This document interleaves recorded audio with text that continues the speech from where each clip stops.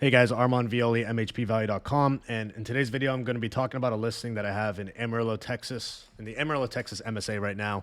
Particular town is Canyon, Texas. This is a 12-unit mobile home park listing. We're asking $450,000 for it. It's a mostly park-on-home park, well-water, septic, sewer, below-market rents, and a lot of upside because there is the addition of partially developed out lots in a great growing market, like I mentioned. So, Canyon Mobile Home Park. If you guys want to download this offering memorandum or any of the financials, rent rolls, profit loss statements, previous appraisals, and things like that, there'll be a link in the description below of this video. Or if you're looking at this off of my email blast, then you can access the information that way. So, just to show you guys a visual, clean, straightforward park. I think this would be perfect for either a first-time buyer in Texas or as a bolt-on, add-on to a local owner in that market. Really good park-on-home inventory. Everything is late 1990s to early 2000s. The park-on-home inventory alone is worth about $250,000. The entire park, we're only asking $450,000 for this. Official address 22700 City Lake Road, Canyon, Texas 79015. This is about 20 minutes south of Amarillo, Texas. And just to show you guys a visual of that, here's Amarillo. Let me get my screen a little bit smaller so you guys can see this. So this is Amarillo, Texas, about 20 minutes south, a little bit west. And I'll zoom in so you guys can see what this park looks like. So when this guy originally when the current owner bought this property. So he's based out of California, and he was buying this property along with two others here in Amarillo, Texas, to build out a little bit of a portfolio. Now, he ended up switching speed. He didn't buy the other two properties in Amarillo. He closed on multiple parks in Iowa. So having this 12-unit by itself, like he halfway did the development of these new pads. And then now it doesn't make sense time-wise because he's got this whole other portfolio to worry about. So he's selling this now, which gives you guys a good opportunity to essentially pick up where you left off, finish the development of these pads, and capture all of that upside. But this is what the park used to look like. So when he bought it, there was 7 units in place, 6 of them being single wides and 1 double wide. And then on this area right here is where he started to develop out the new lots. He also, through the time of owning this park, put in brand new crushed asphalt roads. So you can see these used to be just rough, dirty looking dirt roads. And then now he has brand new crushed asphalt with the driveways as well. I mean, you can see here, I'm trying to get to the pictures of the park. You can see here, it's a very clean looking, straightforward park. It's not a rundown trailer park community. There's no trash in the area. He does a good job. He cleaned up management when he got there. There is an in-place manager / maintenance guy who handles just about everything for him. But like I mentioned, it's just not worth his time to finish out completing the vacant pads that are there. So current financials, the rents are about $50 to $100 below market. This is a growing market too, so I'd expect to do anywhere from a 6 to 10% rent increase year one, and then just standard 5 to 6% rent increases year after. 12 total lots. There's 1 lot renter at $399 a month, 5 park-owned homes that are occupied at $399 plus $561 a month average. There is a range. You have some single wides going for $700 to $800. You have double wide that's well over $1,000. You have 1 vacant lot that has full infrastructure. That's rent ready. You can just bring a home on there. And then you have 5 vacant lots that he started to build out. Currently, there is just the pad in place. It still needs septic tanks. It still needs to be hooked up to the current well. And it needs both electric lines and electric pedestals. Now, we do have a quote and exact cost for that. For example, right now, there's only 2 septic tanks you need to put in. One of these lots is connected to the double wide lot, and there's 1 septic tank per 2 lots. So you essentially need 2 septic tanks for the other 4 lots. He has a quote at $14,000 per septic tank, so you're looking at $28,000 all in. As far as the electricity goes, the electric meter or electric company will install the meters for free. You're going to have to spend some money to connect to their lines, but that is not going to be very cost intensive. And then you have to hook up all of these 5 new lots to the well. That's just going to require water lines. I'd expect that to cost anywhere from three to $4,000 per lot. So all in, you're not looking at a ton of capital to reap a lot of upside in a growing market. Current financials, regardless of the upside. Current financials is an 8.1% cap rate. He's got, based off the current rent roll, annualized total income of right under $56,000. $20,000 in expenses. You're going to be netting around $36,459.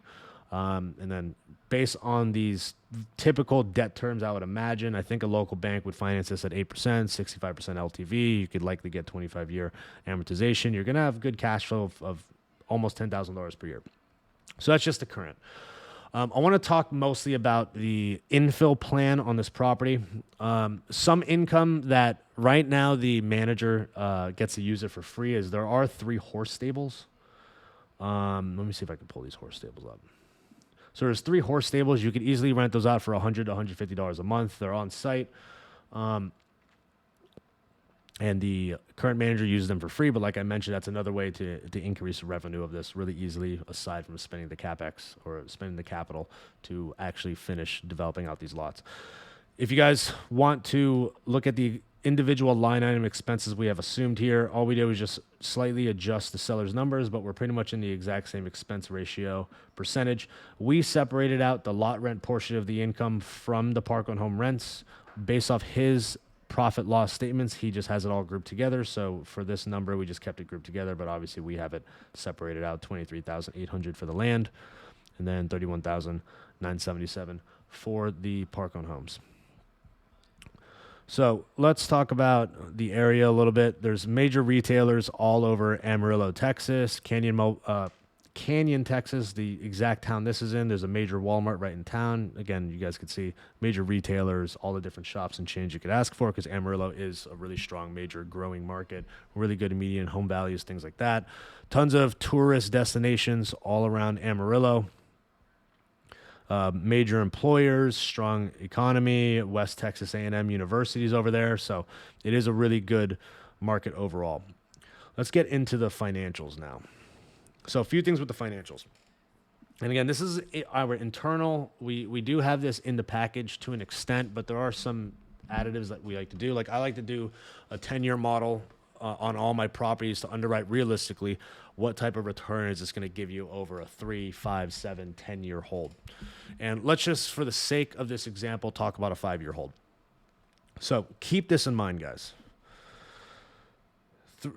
So each year, I'm assuming you're going to finish the development of these vacant pads. And all I'm assuming is you're going to fill 3 homes per year. So by the end of year 2, you should have this at full 12 occupancy. The first year, I'm assuming no rental increase because the seller just owned it and did do some rental increases.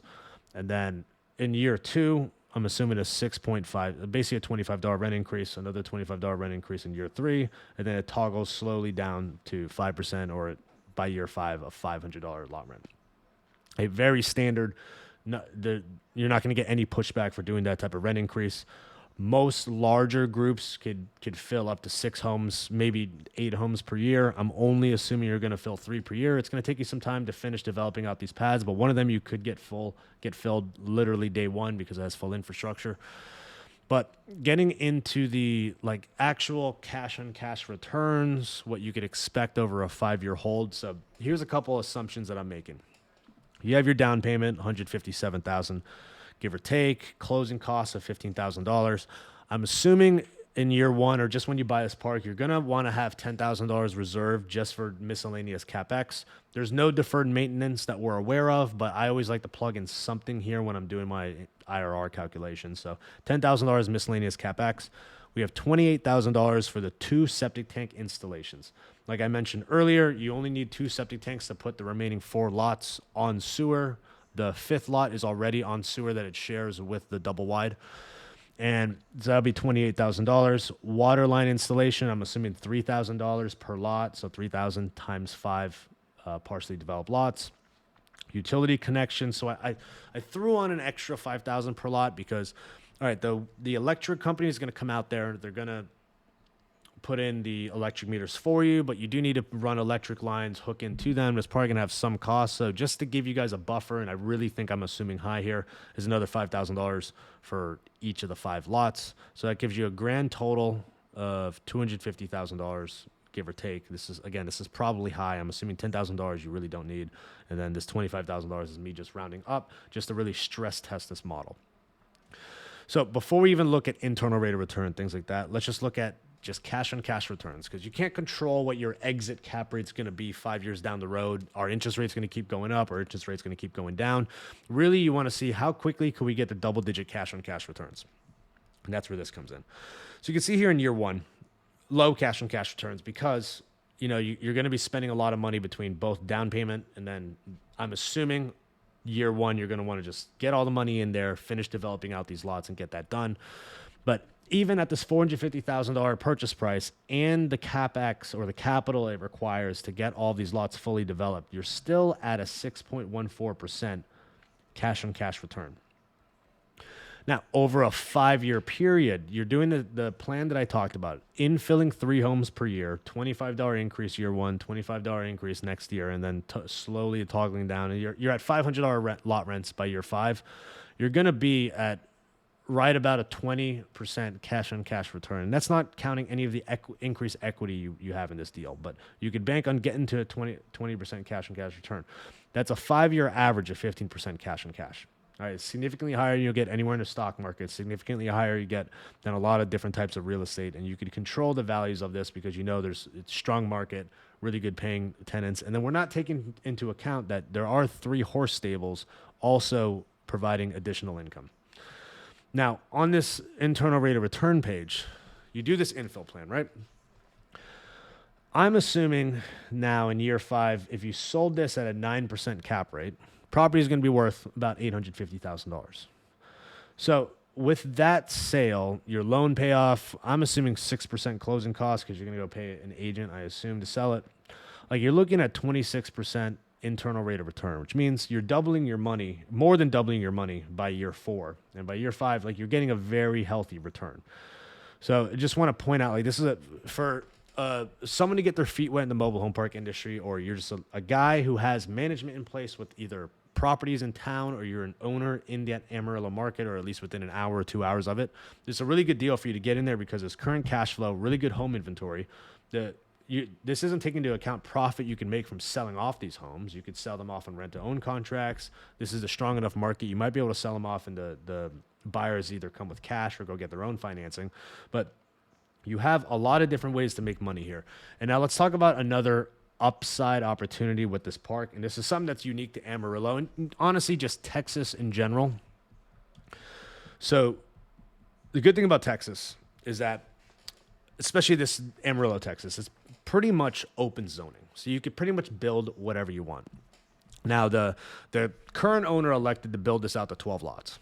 But talking about increasing even more lots, based on the spacing, he actually believes you could double the density to 24 lots. So you do have the upside potential of increasing the density to 24. Now, there's only one constriction to that, is they do like a bedroom count based on how much the well capacity can handle, so to speak.